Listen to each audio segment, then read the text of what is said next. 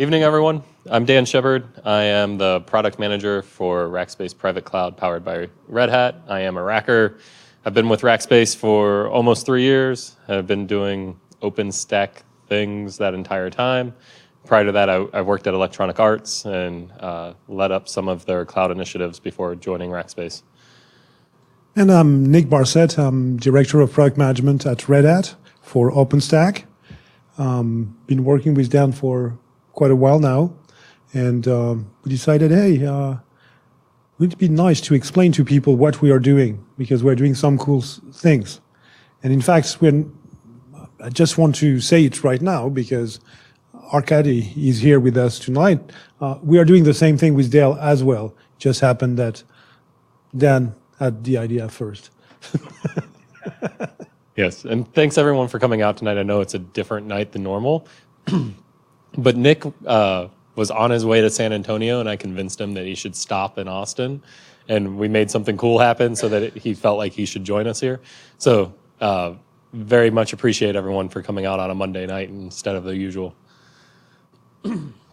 So with that, we can just jump right in. What we want to talk about tonight is DCI, or Distributed Continuous Integration, which is a service that Rackspace has started consuming from Red Hat and has really changed the way we do some of our OpenStack deployments and testing for OpenStack.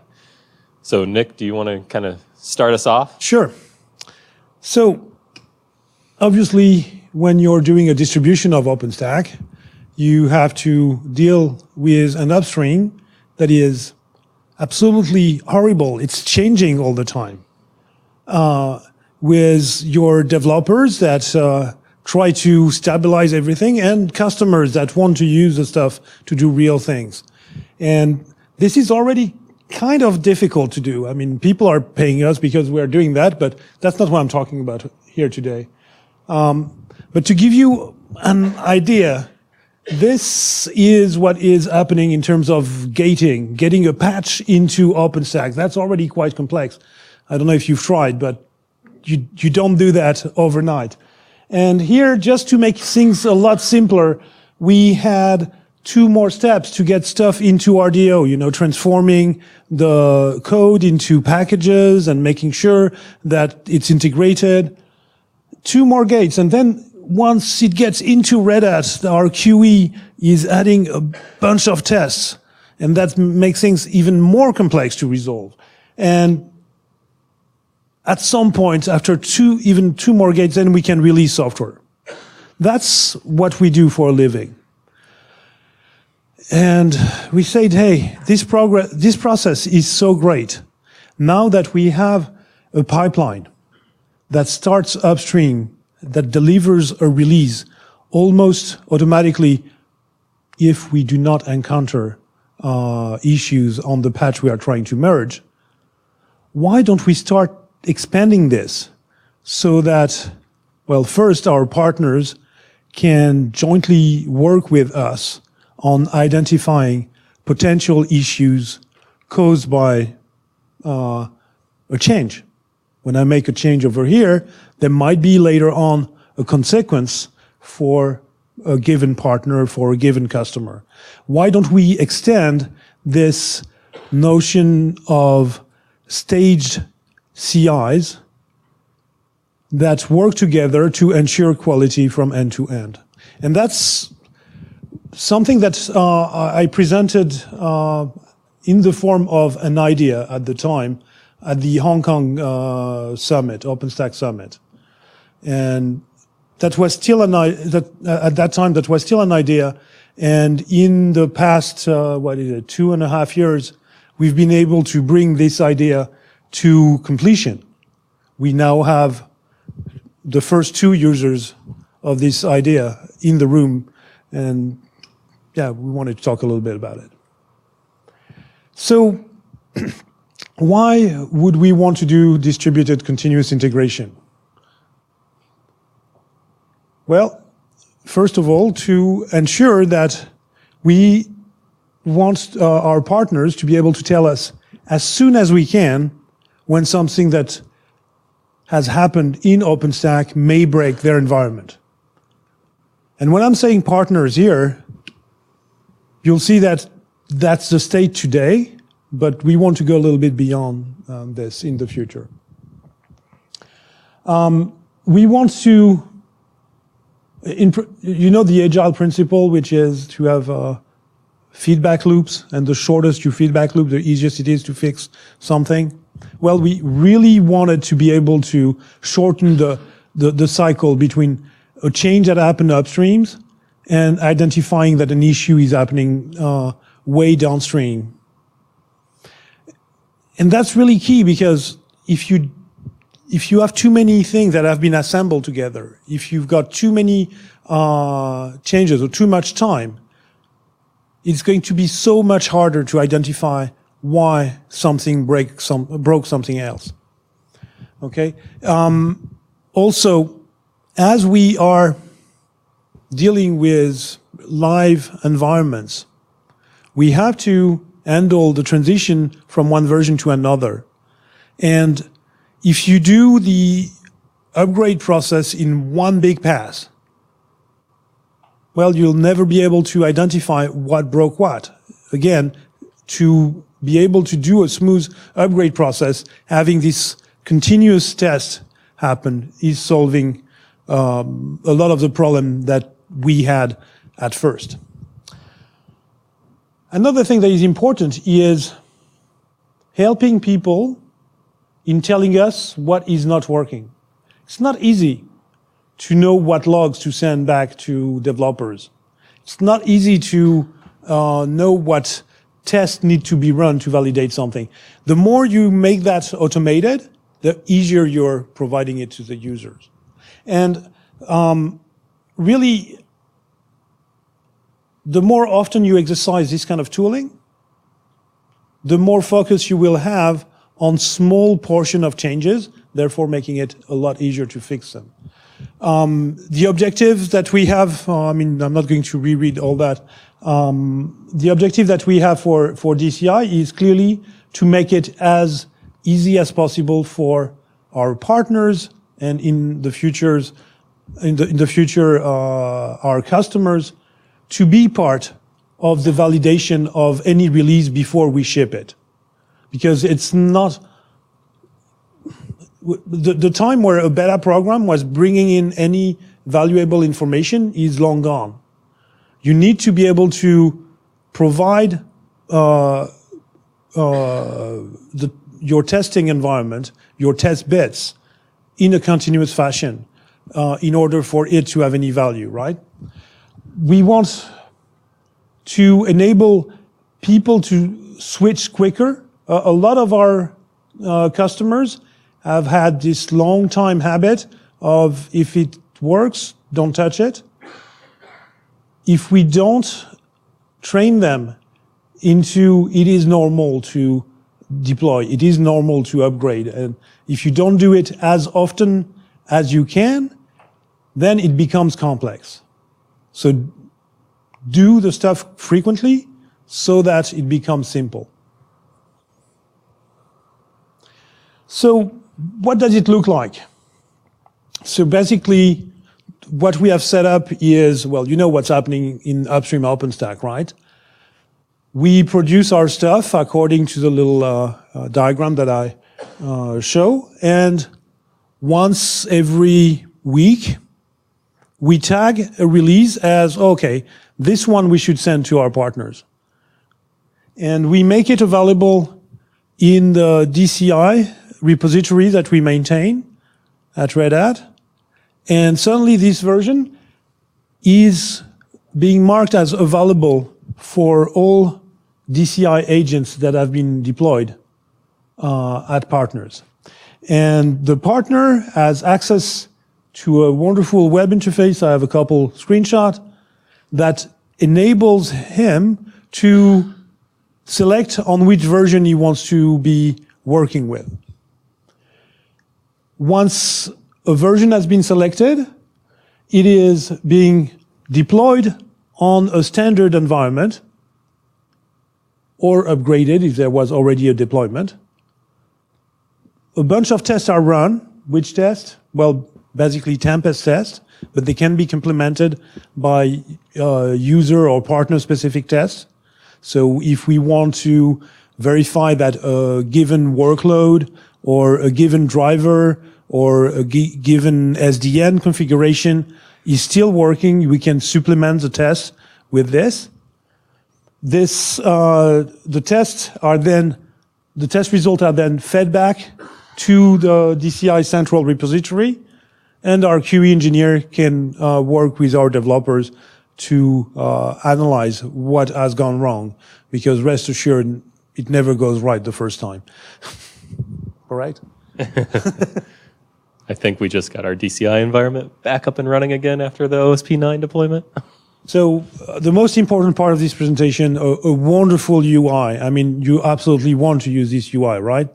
No, this is just a definition of the job that you can define with the DCI interface. I'm not going to spend hours on this. Pictures are important.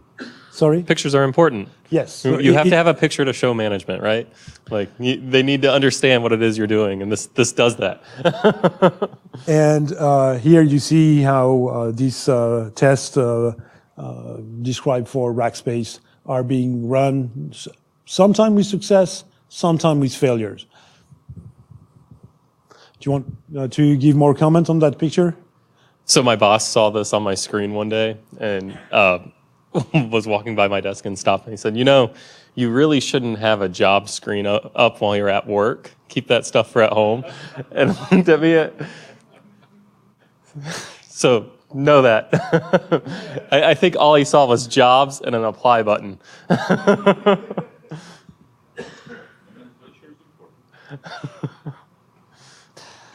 So now that you get an idea of what DCI is about, let's see how Rackspace implements it and what benefits it brings them. So everyone here pretty much knows what Rackspace does. We manage clouds of other services. So in this situation, we're talking about our Rackspace private cloud powered by Red Hat, which is basically a reference architecture private cloud deployment using Red Hat's OpenStack distribution. Once we launched this back in February, we started working directly with Red Hat and established a very close relationship with QE and engineering and started mapping our teams and all departments together. And when we did that, it came out, hey, now that you guys have this thing, we're working on this distributed continuous integration software that could enable you to test faster and maybe would help you in the long run. So we started talking about that and tried to figure out, well, what does that mean? What does that look like? How is that interesting? So before DCI, we were running 1,600 Tempest test cases basically manually. Our environment was rebuilt for us to run again using Rekicks and Ansible playbooks to do deployments. We spent weeks, literally weeks, testing code that was GA from Red Hat before we announced that we were ready to support it. And then additional weeks after that before we announced that we were ready to upgrade customers from one version to the next. It's a very long, painful process. Anyone who upgrades OpenStack knows it's extremely easy to do, and then nothing ever goes wrong there. So, the managed offer, it's all about deliberate steps of ensuring that the production cloud is ready to go. We brought in DCI, got an environment up and running, started testing. Immediately after we stood it up, I think 2 days after we stood it up, we had 12 passed tests and had created 4 or 5 bugs for Red Hat, which is cool, right? We took our same 1,600 test cases. Now they're running daily. We don't touch them. We get a report, and we can log into an awesome GUI and show our management, hey, look, here's a report that says everything's green and passing and happy times. The environment gets rebuilt automatically. We worked very closely with Red Hat to make some changes to the way Director was deployed so that we could truly get to a point where even Director was being redeployed automatically as part of our DCI environment. For those who don't know, Director is Red Hat's version of RDO Manager, which is a community open source way of doing deployments for OpenStack using OOO and Ironic. Just to make sure, it is OOO. It's just the branding team has decided OOO was not nice. We named it RDO. Director. But it's just, there is no difference between what's available upstream and what's available in the product. So Once we started doing that, we were able to decrease our adoption time. With the OSP 9 release, we were able to get to a point of exactly 2 weeks before we were able to say new deploys and upgrades were ready for customers. So just a little bit more about what Rackspace testing looks like. Manual testing, executing a ridiculous number of Tempest tests, pretty much all upstream right now. Testing everything from neutron to sender volumes. It really was encompassing what all the checks that we could think of to accommodate what a user may try to use this private cloud for. And then once we adopted DCI, we were able to start going out and developing our own test cases. And that's what we've been working on right now, is creating custom test cases, not just for Rackspace, but for our customers. So when we have customers who have unique use cases, we're able to create these custom tests that we can put in our DCI environment and ensure that we're testing for real world scenarios that our customers are experiencing. So why is testing important? All clouds are unique. Rackspace talks a lot about trying to create standard deployments and using our reference architecture to create clouds that are really fit more of a cookie cutter mold kind of situation, so that we can accommodate the widest use cases, but have something consistent for our support team to be able to support. The reality is, every cloud we deploy is a unique snowflake. And the reason for that is we all have a variety of differences in hardware, networking, the way we plan on using it, what projects we need to enable for those use cases, whether or not we have cloudy workloads, all feed into a cloud that is truly unique and doesn't look like anyone else's cloud anywhere, even if Rackspace did the underlying deployment. All those customizations make it complicated. When it gets complex, we have to find a way to test something automatically and know that it's going to work for our customers. We can't just blindly be upgrading customers from one version to the next without any understanding of what their workloads are or whether or not it'll work in the new version. So we do all that testing, but what does it really get us? It gets us, the testing alone doesn't get us a lot. It's the collaboration that comes with the testing that really accelerates our product. So as I mentioned, we were able to connect really all the departments between Rackspace and Red Hat. QA now works directly with our support engineers. We run DCI testing. It automatically creates. We run DCI testing on our hardware in our data center. It automatically creates Bugzillas for QA to go out and start squashing. We execute our custom test cases. It creates Bugzillas for Red Hat against our custom test cases, things that Red Hat never considered doing. And some of the earlier stuff that we were doing was pretty unique. And once we got Red Hat up to speed on some of it, it was, kind of changing angles. We have customers that do the same thing to us. They bring us a use case that we've never seen.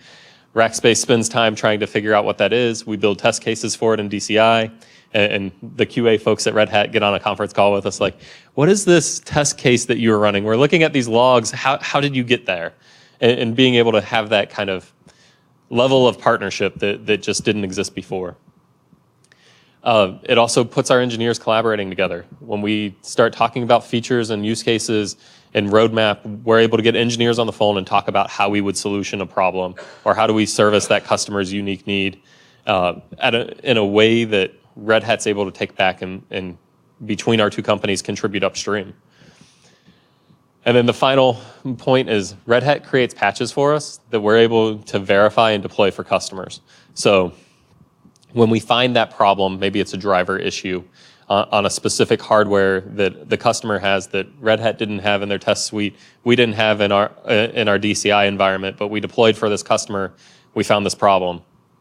We're able to go out, start working with Red Hat, and take those changes back upstream and watch Red Hat create a patch, see the patch come through all the environments, and deploy it for the customer without the customer having to go through all the pain of validating that patch really is something that they needed. So at the end, it really creates a relationship that Rackspace and Red Hat are able to come together and provide a consistent frame of reference for customers and a single point of contact to drive all the changes and needs for their OpenStack deployment. So overall, when you consider what's the role of a distribution, a lot of people say, hey, it's to transform what is raw material from upstream project into consumable bits by downstream users. But that's only a portion of the role of a distribution. The role of a distribution is also to make sure that there is someone listening to what the users want to be doing, that this information is brought back into the upstream project, and that the way it is implemented upstream is verified to match what is a requirement downstream. So a distribution is more of a two-way thing. But until we had tools such as DCI, which is just in some way an extension of the OpenStack infra project, we didn't have the mean of helping this communication to occur. We were willing to make it happen. We had support procedure, people that were trying to, but no process to do that in a systematic manner. And I think that's one of the things that our team has found when we talk with our customers is DCI actually turns out to be something that we can use to differentiate and sell our product, right? Customers find value in the fact that, so you're already testing the next version of OpenStack from Red Hat and it's not been announced yet yeah, absolutely. And then they start asking questions.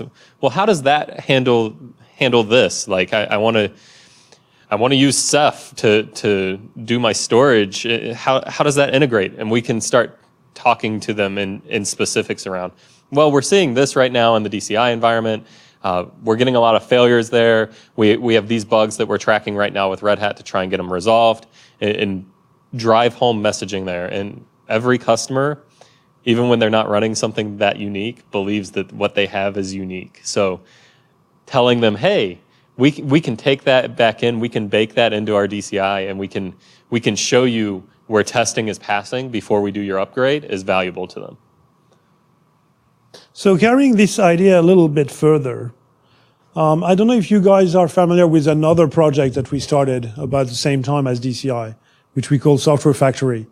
Basically, the idea is to take exactly OpenStack infra processes, the tools, and to make it available in an appliance form for anyone to deploy internally. So if you want to have Git, Gerrit, Jenkins, Zool, etc., collaborating together, why have to re-implement everything that has been done upstream? You can do it using Software Factory. And Software Factory is basically reusing all of these tools and presenting it in a very cool web interface, because it's the most important thing, the web interface, right? But as you can see, we are collecting Gerrit, Jenkins, Zool, Storyboard, Redmine, Etherpad, Paste, Mumble, a bunch of tools that make sense to enable collaboration in a team. But that's not my point of explaining Software Factory in details today. The point is, using Software Factory, we can already imagine people building software on top of OpenStack in a DCI-led environment. That's pretty cool already. But one thing that I really would like to see happen is enabling the customer to use Software Factory plus DCI to have a controlled change management environment. Can you imagine if somebody could control all the configuration for his code, all the configuration for his cloud as code? That's what we are trying to do on top of OpenStack, but I'd like for it to be completely enabled for an OpenStack deployment, where you would be using exactly the same process as we have to do reviews before a change is applied in his production environment, where he would have a way to start a job in DCI based on Jenkins or Zool. It's not that important, and act with this DCI job as a gate for its change before it's being propagated to its production environment. Okay? That's really what I think where we'll be getting in about a year from now.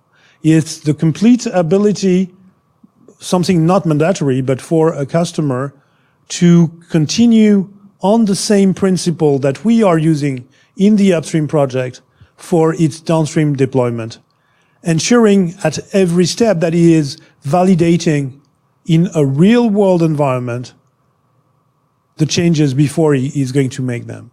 And at the same time, enable him to provide us with feedback.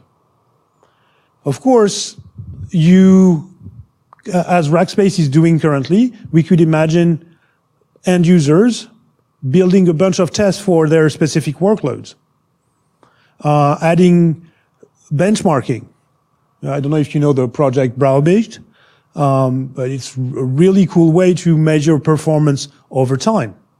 And ensuring that you're not losing performance after you've upgraded to a new version, that could be a very nice thing to add to DCI.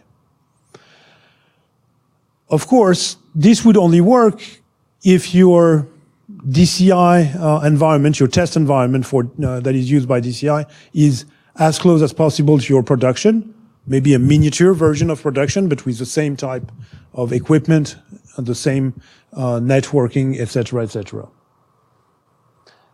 So what would there be for us as a community to gain from having more and more users using this type of tooling? Well, obviously, I've already talked about the fact that we would have a shorter feedback loop. And I think this is the most important thing. Very often we make, as developer, as product managers, as whatever, decision based on erroneous fact. We assume that there is a majority of users that do not do that or that do this. And the reality is we have no real tools today, apart from the wonderful survey that the community is publishing once in a while, to know what people are using. And of course, this type of tooling is not going to be mandatory for anyone, but by having the ability to change something and have a bunch of users say immediately, oh, that doesn't work for me, stop right there. That would be a great tool for the community to know what we can do, what we cannot do. I'm not saying we should try to unbreak the tool every day, but it's when we have to do a big change, that would be a great tool to know whether or not we want to do this change this way. Of course, expanding the number of environments you're testing into to have hundreds of environments in which your code is being validated is, for me, something that is really ensuring that you are doing the things the right way. There is a bunch of benefits for the end users as well, but these are a lot more obvious. I think that concludes just about my presentation. Apart from the fact that I forgot to mention that all of these tools are, of course, open source. If you want to try them out, if you have some great idea, you would be very welcome. There is Software Factory and DCI, and the three components of DCI that are listed here. The teams working on that are not huge. I mean, we've got 5 people on one, 6 people on the other. So, you know, even a one-person difference is a huge difference in working on these projects. There is, of course, a lot more tests that happen on Red Hat type environment than any other, but there is nothing that is Red Hat locked. In fact, when we started working on both of these tools, we didn't even know we would be working for Red Hat at the time. What about Browbeat? You don't have Browbeat listed up here, which is, by the way, really cool for performance testing.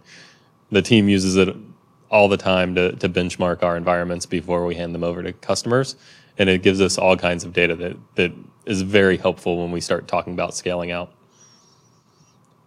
Can you share that? I should list that, but if you look for, you type Tellerico Browbeat, you're sure to end up on the right place to get access to Browbeat. Yeah. That's a nifty little project. Have a look at it. Have a look at the blog. The blog shows some of the insight Joe is able to get by using the tool. And for me, it's maybe the last blog I go and watch every week because I know I'll learn something from it. Sure. Our team very much appreciates it. Anyone have any questions?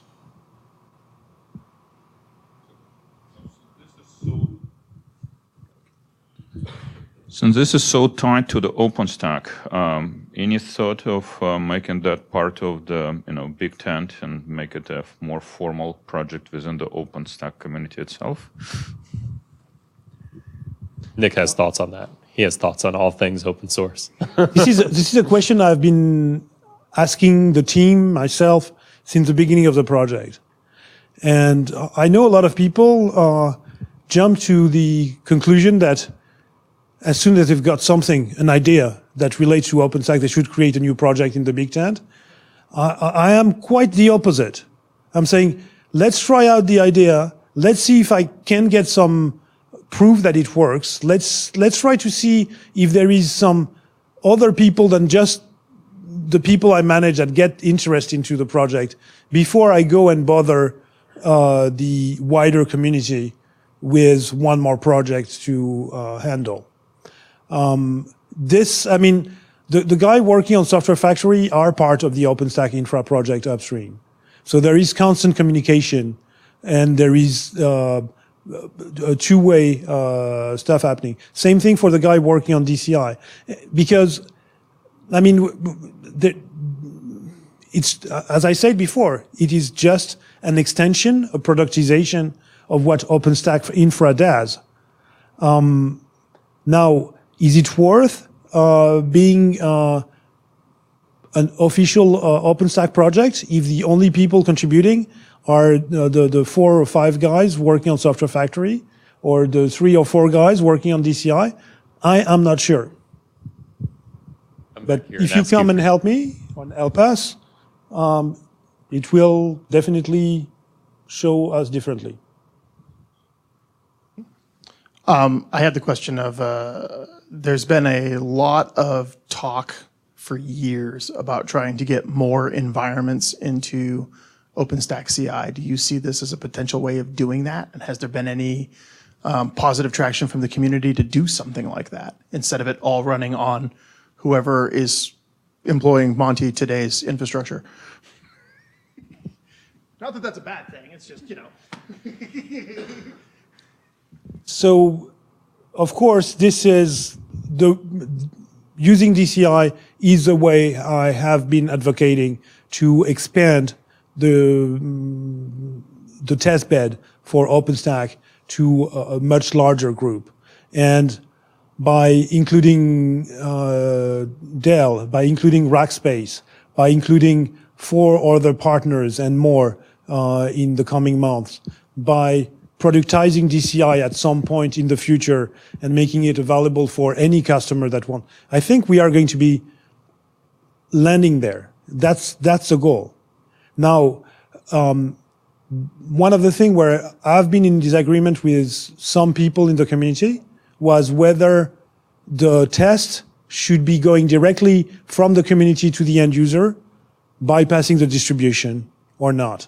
And obviously the solution that we have here uses a distribution mechanism. It's not mandatory. The tooling is not locked for it, but I think it's important to take into account the pre-selection, the choices that the distribution make for the test to be somewhat valid. And you need the feedback that goes through the same channel so that you can sort out whether the problem is specific to the stupid little things that you've made in the configuration on your side, or if it's really a community problem and a bug that needs to be fixed upstream.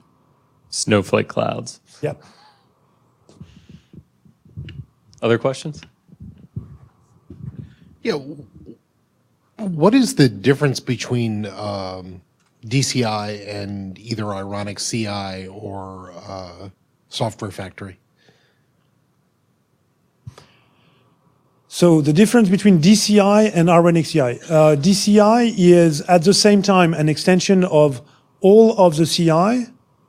It's just a way to transmit bits and test cases to a customer so that he can execute it, to redeploy using the new bits, and revalidate that it is working correctly. That, of course, includes the tests provided by each one of the components that you've deployed. Now, the difference between DCI and Software Factory is tooling meant to be used by developers or operators to do check-in, check-out of code. DCI is tooling to test something that has been deployed that is running OpenStack. Let me try to respond to that. So, Kevin, the vendor CIs, which are part of several of the project upstream, be it Cinder, Ironic, I mean, there is half a dozen which forms that. Their primary responsibility is to validate the APIs of those projects to make sure that they're stable as the new patches are being done. This is testing the entire solution end to end, which makes quite a bit of difference. So that's, the techniques, the Zool and various other things are similar. So it's not, reinventing the new technology. It's, putting them for a different use case. But I do want to point out one thing that, there are several other projects within the OpenStack which can benefit of some of that stuff, specifically RefStack. And the DevCore type people would be very much interested in those results if they become, part of the communal run things, because that will be much more beneficial for the interoperability than the current, DevCore provides. And that provides, the DCI provides you the information about environment, so it is reproducible by the customer, or for that matter, anybody who wants to use it, which is currently lacking very much upstream. And that's actually one of the things that we want to make better in DCI is for the user to be better able to control what information is being fed back. Because with Dell, with Rackspace, it's easy. We have NDA in place. We know that we're not going to steal each other information. Some other people might be a little bit more cautious about sending back information to Red Hat or to the upstream community. So we need to make some filtering happen at some point if we want to see a wider adoption. But on the principle, yes, I agree with you. We could benefit from having some interoperability framework built into DCI and reporting back to the foundation. Any other questions? One more. So does DCI require you to use Director to deploy the cloud under test? This is what we've been using for the past 2 years to test it, but we started DCI with another tool to do the deployment, and there is no, again, there is no strong ties to one environment. It's what we've been testing it with, but it's been designed so that this can change. Okay, so it's not the default right now, but you could support other deployment tools. We already do support at least 2. Okay. To answer that, we started using DCI when we were still using Foreman, way before the OSP director was in place, and technically speaking, we can use other functionality that's properly layered, so we can plug in any deployment tooling you really want. It's collecting the information about what is the environment, and controlling that environment is what OSP director gives us much more flexibility and control. The nice thing about using Director for us is we're able to leverage DCI to redeploy the deployment node as well, and build out the entire control plane, compute nodes, everything from scratch whenever it needs to.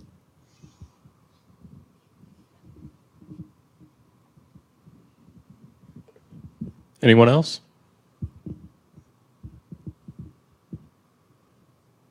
All right, I think that's it, Nick. Thank you very much. Thanks, Dan. Thank you, guys.